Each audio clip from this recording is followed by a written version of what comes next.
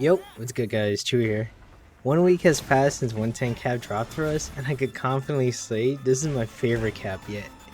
I don't know about you guys, but getting epic drops while leveling and not having to worry about time guide stones or demon invites is really hitting. Today I want to gush a bit about 110 cap and my first impressions. Let me know what you guys think in the comments below. I want to know what the community feels about 110 cap, because honestly I'm loving it. Alright, I want to start my discussion with the simplicity of farming epics. No longer do we have to worry about the secondary materials that keep us from farming epics. In previous caps, we needed to micromanage time guide stones or demon invites in order to enter hells. Now all 110 dungeons drop epics. Granted, there's still a bit of micromanaging with the advanced dungeons, but even that is simplified into just having a ticket of the dungeon you want to run. That's either going to be Noblest Code or Destroyed Castle of the Dead, are the current advanced dungeons we have in our version. The main thing we really have to think about in the current cap is to figure out which dungeons to farm. They've introduced dungeons that drop different epics in 110. Personally, I'm still learning this. There looks to be 22 different types of epics for each slot, excluding the weapon. I'm getting this information off of the in-game DFO encyclopedia. They're most likely including the fixed epics with the non-fixed epics. Weapons have mainly two types: Aspect Devoured, which increases skill level and general damage, or Culmination weapons, which add cool effects to certain skills that greatly change up your class playstyle. From what I've seen, most people go to Culmination weapons, but Aspect Devour isn't a bad choice either way. I know Necromancers for one goes Aspect Devour because the Culmination skill is kinda trash. I mentioned earlier different epics dropping from different dungeons. You can essentially target farm what epics you want now. It's not 100% guaranteed as RNG is still involved, but it's a big step forward from the old Hell mode where you just mindlessly grind and pray you get the piece you want. Shout out to all the Anton gamers out there that still did not get their epics they needed 8 months in. I don't think we're ever going to have that issue again in 110 cap. In game, there's a guide menu that shows you what epics drops from which dungeon. I'm constantly referring to that menu as I'm playing multiple characters and trying to learn the different epic effects.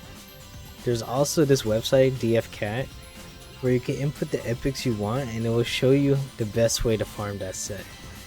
I'll link that down below for anybody who's interested. I've been using it to learn the sets and trying to figure out what I want to go for. Speaking of which, AraDB is another great website I recommend you keep bookmarked. This website basically posts the top players of each class from KDNF and shows you what builds they're running. I've been referring to this a ton in the past few days and trying to make sense of all these new epics. It definitely helps. I'm still a bit lost, but I'm more or less getting the feel of the 105 gear. One thing I do want to note about the pieces you should aim for: pick an effect you like and try to figure out epics that does that set effect. Those epics should consist of the core epics you put on. For example, if you're an elemental focus class, it wouldn't be a bad idea to farm the epics that give you the set element of your choice. For example, on my M-Grab, I want generic damage and skill-based damage. So I'm personally gonna go for the MP consumption epics and build something around that base.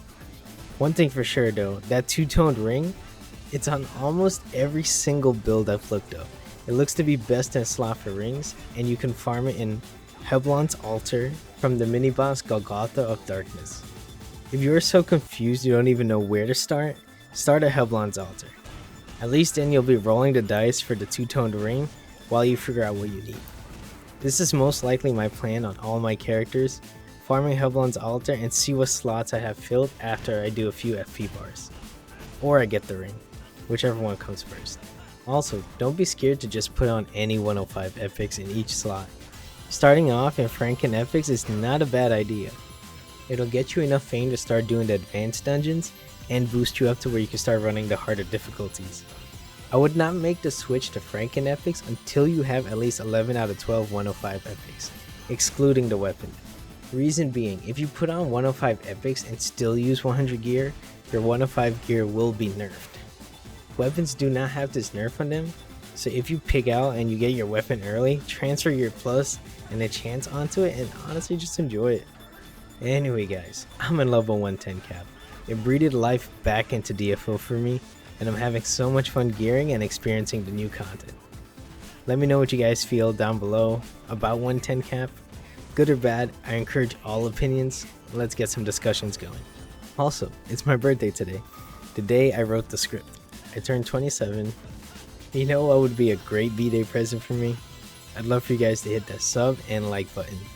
Ah, shit. Oh, man. Alright, all jokes aside, all the support recently has been huge. And we're back, baby. Long live DFO. Take care for now. Bye-bye.